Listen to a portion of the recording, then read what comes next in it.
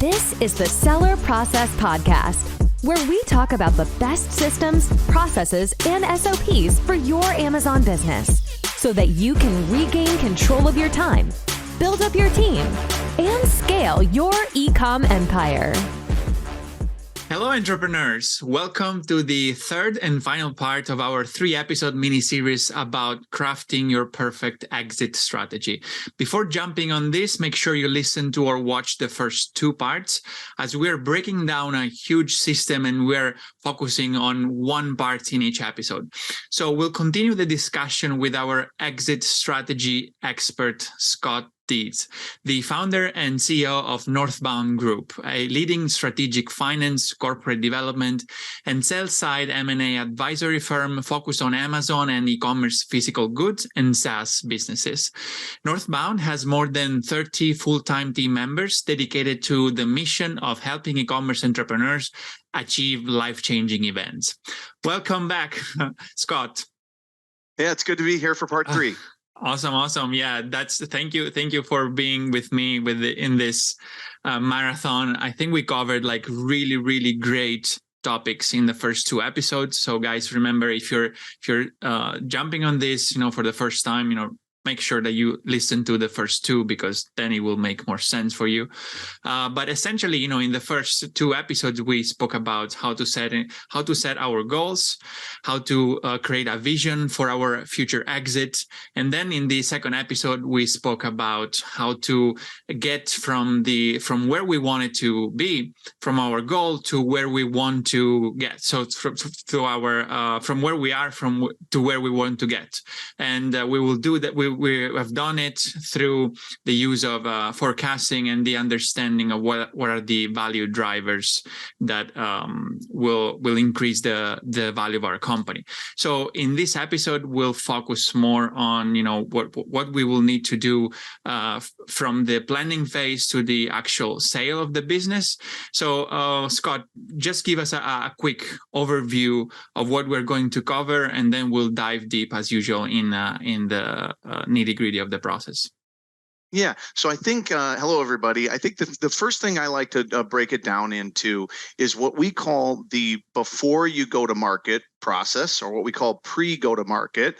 Sometimes I label that get fit for exit. And then there will be the actual, when you get to market, how to think about the exit process itself. So I think we'll start with the things that you want to do beforehand. And then we'll dive into a couple questions around when I actually get to exit, how should I think about it? Okay, perfect. So let's dive into the first part. So now we have our goal. We have our forecasts. So what should we do on a daily basis, on a weekly basis, or monthly basis in order to make sure that we stick to the plan and actually end up achieving our final goal and our successful exit? Yeah.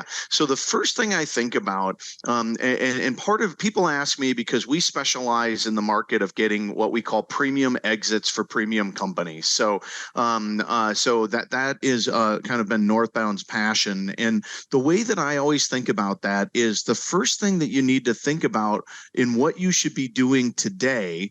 Most people say, "Oh, Scott, give me a tip on how I can maybe get 20% more growth or get a little bit more profitability," or those types of things. I like to think of it as, how do you unlock the value in your company before you go to market?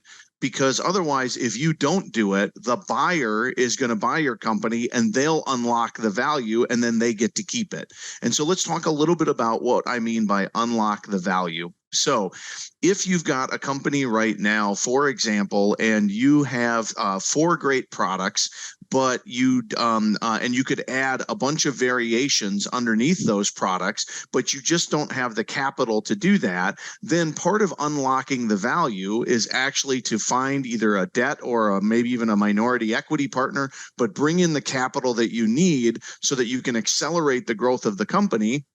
using the example from the previous episode, if I have $250,000 of profit right now, and in the next year I could implement very simple variation strategy with the existing suppliers that's going to double the profitability of the company, the most important thing to recognize is to have a list always in your mind of what are the things that I could do that would really unlock the value of the company.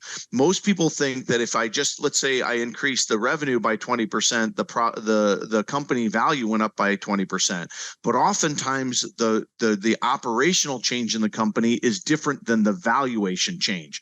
If I go from a 20% contribution margin to a 25% contribution margin, I literally may have almost doubled the value of the company because buyers love to buy highly profitable companies. So once you've done in step 2, where you've assessed yourself on the pillars of valuation, 20% profitability, 20% growth, 20% no more in one product, you would start to look at those and say, well, what are my real bottlenecks to my growth? And what you should start working on is understanding what those bottlenecks are and then how you can remove them. And some of them may be cash, but some of them might be things like product innovation. You're too busy working on the day-to-day stuff, handling Amazon case management to really focus on new product innovation. Well, then your bottleneck is that you need to get out of those tasks and bring on a VA to get more into the innovation side. And I always like to use something called a Pareto diagram to do that. A Pareto diagram is simply you list all of the different things that are bottlenecks, and then you weight them so that you get a big understanding of what your biggest bottleneck is, and then the chart gets smaller and smaller. If you want to Google it, you can go look it up. But the point is that most people try and work on everything all at once. And I like to always think about work on your biggest bottleneck to your valuation, and then remove that bottleneck, and then keep removing those bottlenecks. And eventually what will start to happen is you'll start to recognize that in order to really keep growing at the level that you need, you're going to have to really reinvest in the business. And that might be then a time that you might want to think about exiting it rather than some major reinvestment. So there's a couple of other things, but in the main thing I think about conceptually to get a handle on is unlocking the value before you go to market rather than selling the company and giving the buyer the easy job of doing that. All right. Okay, perfect. So I got lots of questions about this. Something you mentioned, I think it's very interesting, is that understanding what the bottleneck is, right? So this is kind of the main job of the CEO of the company, understanding what the bottlenecks are. And many times, as you mentioned, the bottleneck is the CEO itself, like is the entrepreneur, in the beginning, it might be the solopreneur, right? So how do you see in this whole process that we're discussing here, the building a team? Because many times, people are, not familiar with building teams, not familiar with delegating processes and stuff, not even creating SOPs or things like that, and or they might be even afraid of hiring people because that would use up some of the cash, right, of the company. So they might think like they will reduce the profitability of the company by hiring more people, so that will hurt the final valuation because there is less profit by paying a VA or a team member. So how do you go about that? How can we change our mindset of that? The simplest way, and I draw on decades of experiences of building companies and doing it wrong. So is the easiest way I think to break down that bottleneck is a very simple: go onto a sheet of paper or into an Excel spreadsheet if you like spreadsheets as much as I do. And what you do is you list the things that you would probably never delegate and the things that you would most like to delegate. And here's what I mean. For most CEOs that got into this, you're probably never going to delegate, or very rarely going to delegate, new product expansions. They're very difficult. It requires the entrepreneur's vision. It's got to fit the brand, et cetera, et cetera. Okay. And so you look at that, you go, okay, that's going to be something I'm probably never going to delegate. Probably I'm not going to delegate sourcing because I really want to make sure that I understand the initial sourcing. And what will start to happen is that you'll start to go, oh, wow, that's a full-time job and all the things that I don't want to give up. And then you list all of the other things that you're doing that you would consider delegating. And usually on the end of that spectrum is going to be Amazon case management. It's going to be other types of, it might be follow-up orders. It might be other types of things that you have in the business. And when you build that list, the way that I think about it is if you've been successful in business and you have a lot more capital that you can put into the business, they do what's called a top-down delegation strategy, where you hire a chief operating officer and then you delegate one major hire that then brings on the whole team. But for most people that are solopreneurs, I recommend what I call a bottoms-up approach, and it's a lot like a device on your phone. You don't have a device on your phone that says run my life. You have all kinds of individual little apps that do things, very specific things, but they do them well. Okay. WhatsApp for communication, for example, those types of things. So the way I think about that approach is that you start with something very small and tangible that will get rid of your time, like Amazon case management. You bring on a low-cost VA, maybe someone from the Philippines or somebody low cost, and then you implement a delegation strategy where first you do it so that they see it.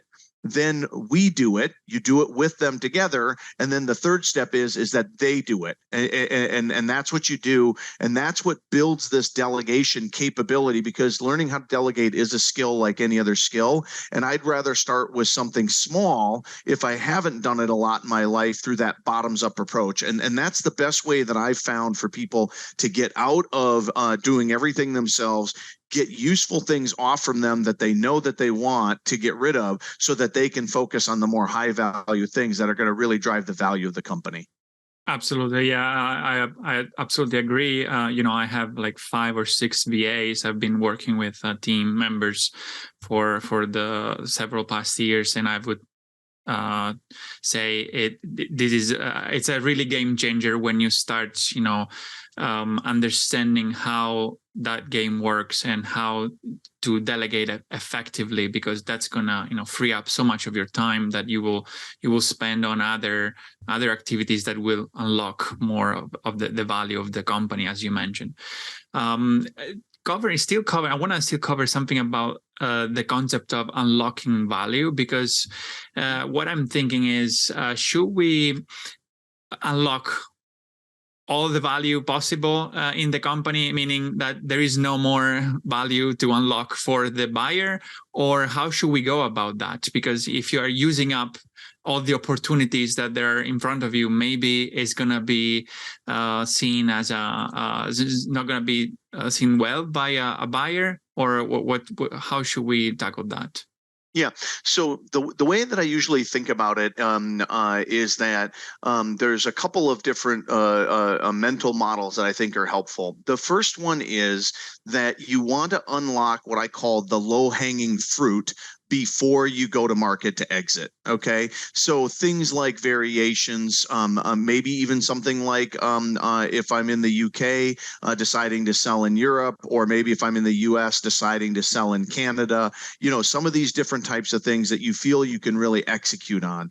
And then what you want to do is have the things that you recognize that a buyer would be better able to unlock than you will. And it might be things like channel expansion to Walmart, like we talked about in the previous episode. So you want to think about it in that way, because you're right. There is sometimes what they call the too good to be true kind of problem, where everything is so perfect for a buyer that they can't see the synergy. So you want to leave a little bit of synergy that they can bring to the table to it, but you don't want to leave money on the table. And that gets a little bit to this concept of how's your deal going to be structured. For most people, when you exit your company, using the example that that we've used, 250,000 of profit times a 4 multiple, so we have $1 million. They think that means $1 million on day one. And what it actually means is that there's going to be a structure of payments that you receive over time.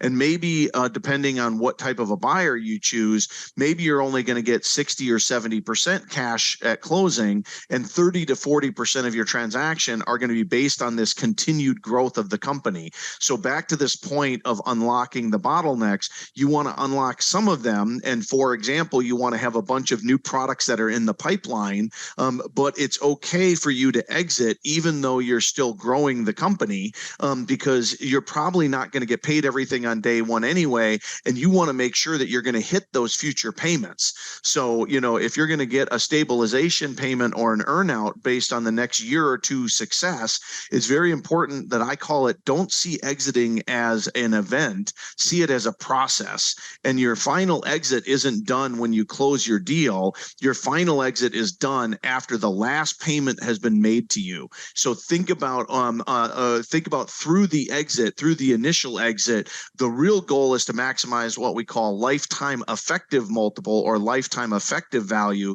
which is when I add up all of the payments I get, whether it be with rolled equity, whether it be with earnouts or stabilization payments, what's the total lifetime payments? And that's what I'm really shooting for as my goal. So I want to unlock a number of the low-hanging bottlenecks, but I still want to find the right buyer that can unlock other ones so that we have the best chance of hitting that highest valuation possible.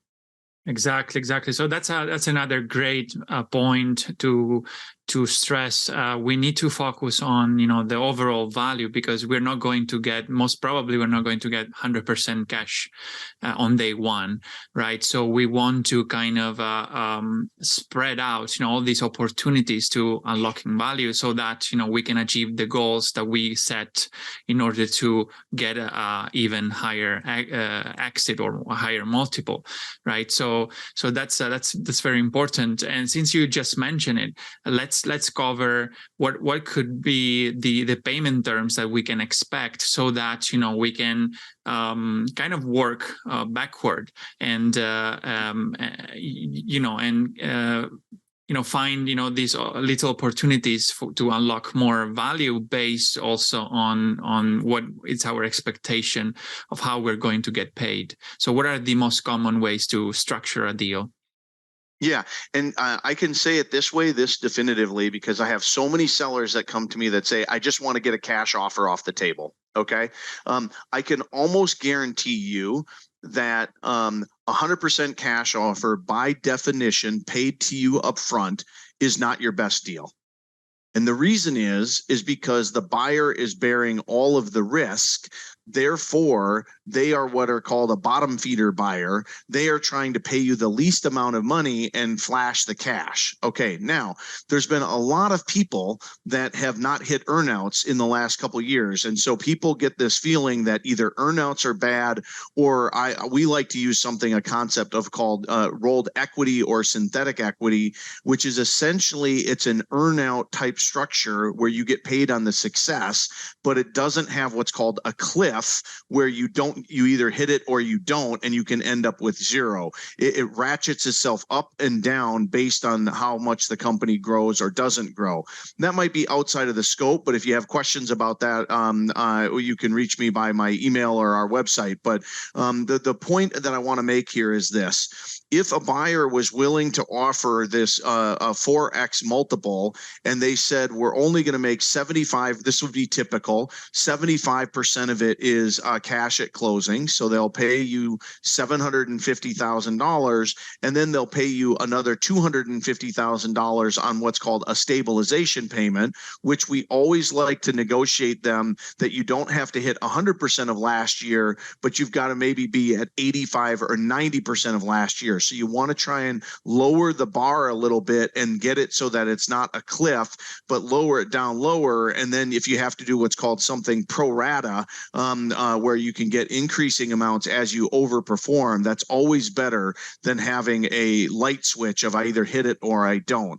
But here's the important point, is that same deal that's a 4x multiple, 75% at closing, 25% on a stabilization payment, a buyer that's willing to pay cash only only probably is only willing to pay around 750 or 800,000 anyway.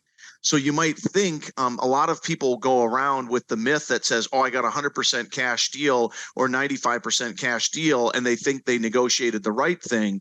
Oftentimes, we can get the same amount of raw dollar of cash by putting it into a structure that gets the buyer excited for what the vision is.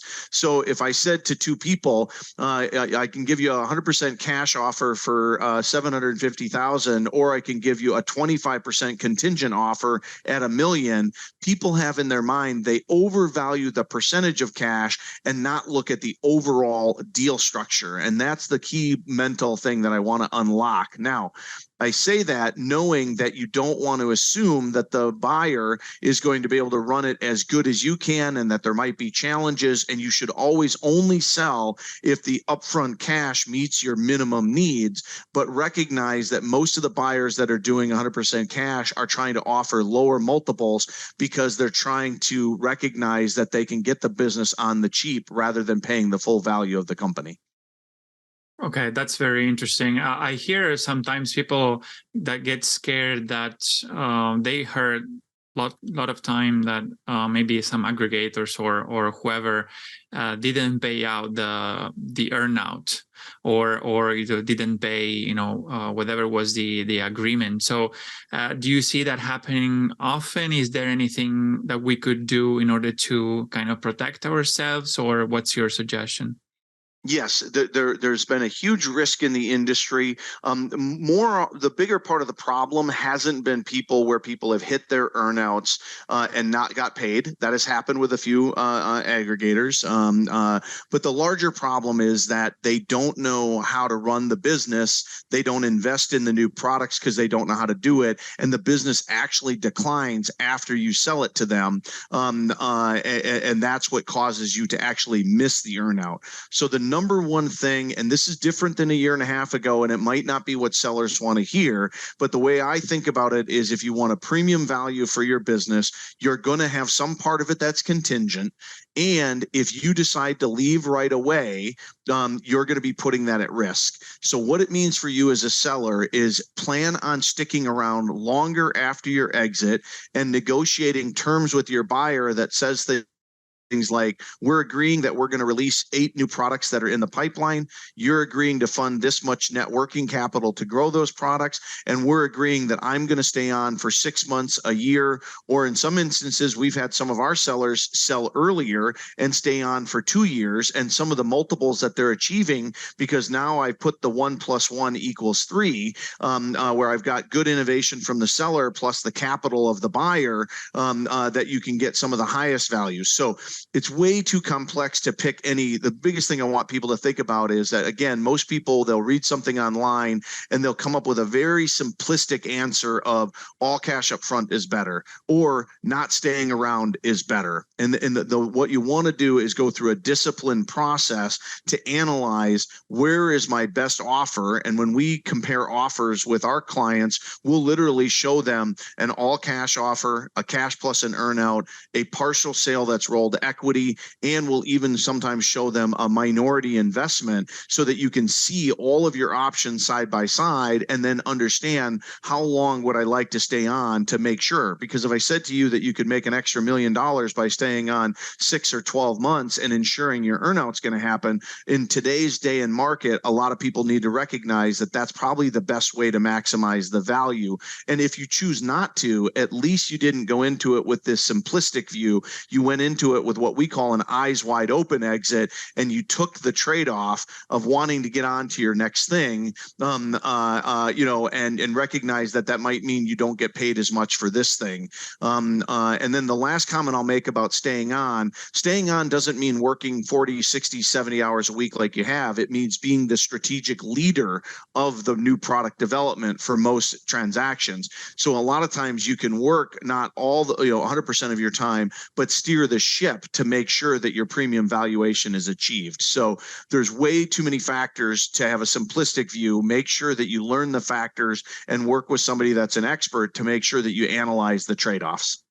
Yeah, that's very well put, and I think it's very important for people to understand that you guys need to do your own homework and planning before going through an exit, because as Scott just mentioned, if you know what you're doing, you can get to much higher multiples or a much better exit in the end, if you are smart about it. And you can do that also by using something like the exit workbook that Scott is sharing, because through that you will gain so much more clarity. And I just take the chance to remember people that you will have access to this through this podcast. You just go to the show notes of at thesellerprocess.com, or in the YouTube descriptions, you will find the link to download it.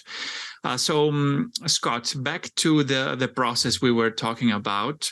Let's move on to the next step, which is the sale, right? So the time, the few months before the actual sale, when we start talking with buyers, or we approach brokers that work with us. So what should we do in that phase? What's your advice on how to navigate that process? Yeah. So a couple, I'm now going to give some tactical things that I want people to focus on. Number one, I want people to set up what's called a data room, which is storing your information in a way that buyers can understand it. And there's you're going to eventually have what's called a due diligence checklist. So you want to store information in the way that a buyer is going to think about it. And if you want an example of how a data room should be structured, if we don't have it in the workbook, you can email me at scott@northboundgroup.com and we can give you that structure. But if you're going to need to show up with these documents anyway in order to exit, you might as well get the room in order ahead of time. The second thing that I want people to always think about is understanding the concept of the multiplier effect. And what I mean by that is, using my example, is if I have a $4 multiple for my business, I call it the 5-for-1 concept. Okay. And what I mean by that is, starting in the 12 months before you exit, the easiest way to think about it is that every dollar of profitability that you save is not worth $1, it's worth $5. And the reason is, using my example of $250,000 of profit, if I can figure out a way to get $10,000 more profit and go from 250 to 260, people will go, oh, well, I made $10,000 more dollars. And the answer is no, you got the $10,000 because you saved it and you were more profitable, but you also, times the multiplier, that extra $10,000 is $40,000 of increased value of my company, because 260 times 4 is $1,040,000, not just $1 million.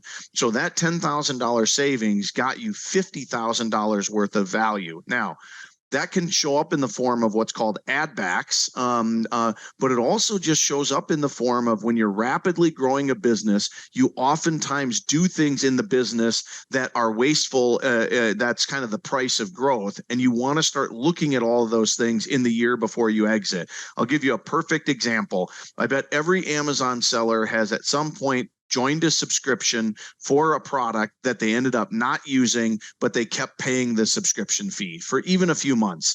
So you go, oh, it's only $97 a month, or it's only $50 a month. I'll use it. I might get around to using it.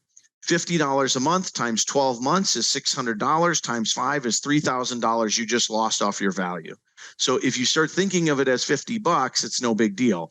Or that PPC campaign that's running at 100% tacos at 10 o'clock at night, I'll wait and see and let it run a few more days. Well, you probably know that it's not going to. So if you implement the 5-for-1 mentality and think about every dollar bill that I save, now that doesn't mean stop growth, but that means that there's usually a lot of, I call it pennies falling off the back of the truck as you're growing your business, and you want to shift into a mode mode of recognizing that. And I'm not kidding you when I tell you I've had so many sellers that we've helped exit. We do millions of dollars in an exit, and they'll say, Scott, the number one thing I came back to was your 5-for-1 concept. I really focused on that. I saved $100,000 on my supplier costs and my shipping costs, and I really focused on it, and it made an extra $500,000. Or in my first exit, I exited my first company a little over 20 years ago. We had a 5.5 multiple on our business. We saved over $250,000. It added more than $1 million onto our sales price when we exited. So that is just a very key mentality for you to start to adopt, as you said, in this phase where I'm now thinking about going to market. Because if you don't do that, and now you're already at market, whether it be with an advisor or you're doing it yourself, you can't go backward in time. You can try and get add backs for things, but even more powerful than that is just never having the expense in the first place. Awesome. That's very well put. And guys, I really liked what you mentioned. Making sure that the don't let the pennies fall off the truck. I think that's a memorable way to think about it, and it's absolutely true that you need to think of losing 5 times the value that you are actually not saving. So that's super important. Scott, before we close, I think we got so much value in these three episodes. I think it has been like a great success. I would like to cover something that people always think before they're going to sell the business. There might be seasonalities factors that comes in, and for example, Christmas might be approaching, or another big season for their product. So they might be unsure on when is the best time to exit, right? So because they might want to get another high sale season, right? So how do we make sure that we exit at the right time? How do we know when is the best time to exit? Sure. Yeah, I'll cover overall the best time, and then I'll cover seasonality specific. And yeah, this has been really a fun 3-part series. So the first thing I always say, when is the best time to exit? The best time to start planning your exit is when this podcast series ends, because there's a lot of work that you want to do to prepare for it to get a premium value. So always separate in your mind. The way to start with that is to go right back to that. Set your owner goal, understand what your path is now, and start working the process. The second thing, so the first thing is the best time to start planning is now. The best time to start thinking about an exit, I hear all the time where sellers will say, my business is going really well, I don't want to exit. And my answer back to them is that there's only 2 times that you can exit your business. Number 1, when things are going well, and number 2, when things aren't going well and there's no buyer. And usually what that brings them back to is that the only time that you're realistically going to be able to exit is usually when things are going well. So the trick isn't in understanding and getting, again, off from this mindset of it's going well, I shouldn't exit. It's I can only exit when it's going well. So where on the curve of going well should I exit? And the answer to that is that you should exit on the curve while the growth is still going up significantly and hasn't started to flatten off. Because once something's growing and then it flattens, most people know the next phase is that it might decline. So you want to think about it and time your exit. So if I know that I can achieve 30% growth this year, and I achieved 30% growth last year, but I'm starting to worry that by the next holidays that maybe my growth is going to flatten out and I'm only going to grow at 10%, that might lead you to thinking that I might want to exit now so that I can exit while my business is growing. On the flip side, to use your seasonality example, is if I just got done with the holidays and it was a pretty poor holiday because I had a stock out, and that stock out maybe cost me $150,000 or $200,000 of profit, that might be costing you $1 million, and you might say, unfortunately, the right answer for my company might be to wait, get a better holiday, and think of this as what's called year-over-year growth. So if you believe that you can achieve year-over-year growth in your seasonality, then you may want to decide to wait until you bank that year-over-year growth. Now, the flip side of that is that if you're worried about that year-over-year growth, you can sometimes exit before the holidays and do what's called a contingent exit, where you get paid a certain amount based on what you've achieved. And then if the holiday goes well, that you could then receive additional compensation in the form of either that rolled equity or earnouts. So you do want to kind of evaluate it both ways. And the analysis that I usually say is, if you can get your target exit number met that meets your owner goals, and you can structure your deal that exiting now is about 80% or more of what it would be to wait, then you want to start thinking about exiting. But if you're still in such a high growth mode that if in 1 year I could double the size of my exit, you're probably a little bit more in the growth mode, and you want to maybe wait that 1 more year of seasonality. But most of the time, for a lot of people, they're not thinking about that lifetime of all of the payments, and they're recognizing a little bit too short-sighted a vision. So my final wrap-up would be, get started on the planning now, follow the process, and use the workbooks that they can help you to map out toward your goal. And then when you start to see that your growth rate is still going up, but maybe you predict that it might start to slow unless a buyer's synergies can come in, that might be a very good time for you to look at your exit options. That's awesome. That's awesome. Yeah. Thank you so much, Scott, for joining me in this big marathon of these 3 episodes. I think we covered so many valuable topics, and you just shared so many valuable insights and tips and best practices, and the handover, the giveaway we're sharing with people, this workbook, it's just super valuable. So I really encourage everybody to go download it. So if people are wondering how to work with you, and if they would like your help into crafting their exit strategy, how can you help them, and how can they reach out to you? Yeah. So we do 2 things at Northbound. We'll help you before you're exiting, get your numbers in order, and get you on a path toward a premium valuation. And then we also help people exit and actually achieve that life-changing payday. So if either of those are of interest to you, then just reach me at scott@northboundgroup.com, or visit our website. And what we'll do is, we always just start out with someone, myself or someone on our staff. We'll walk through where your business is at today, where the bottlenecks are, and then start talking about what would it look like to design a path toward a premium exit. And the last thing that I'll mention, and you may think I'm biased, obviously, because this is what I do, but I would tell most people that for almost every seller, and I experienced this myself, use and think of building an advisory team to help you exit.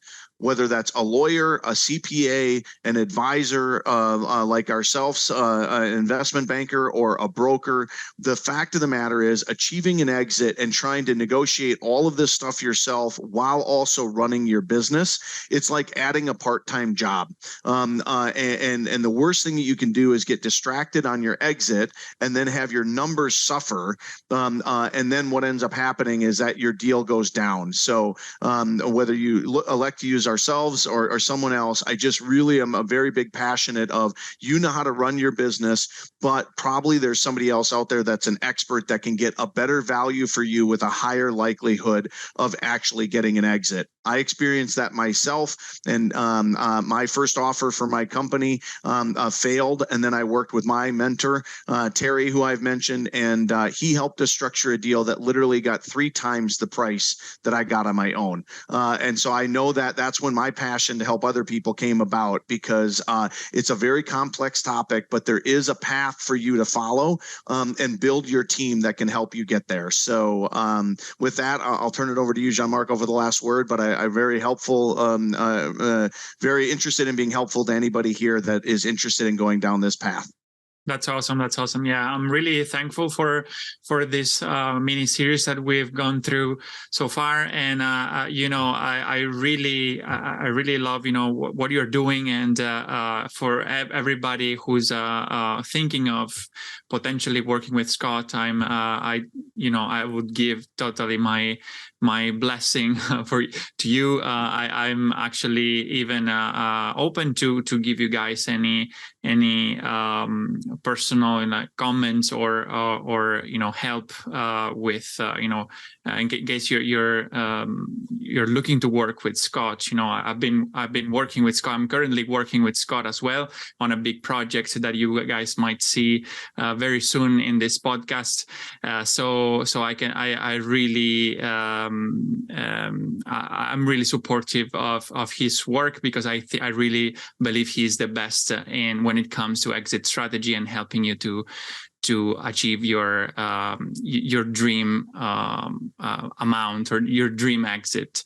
So just to close up, guys, so thank you so much for listening to this mini series. Remember, the key to success is to emulate the best. So make sure you take action on the tips that Scott just shared with us, and go download the exit workbook that Scott is sharing with us at thesellerprocess.com or in the show notes of the descriptions in the YouTube video.